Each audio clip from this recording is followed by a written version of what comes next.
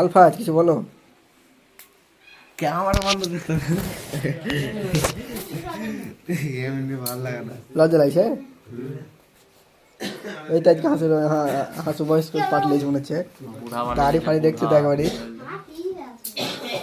বয়স হলো মানে 10 মনে হয়েছে 60 বছর।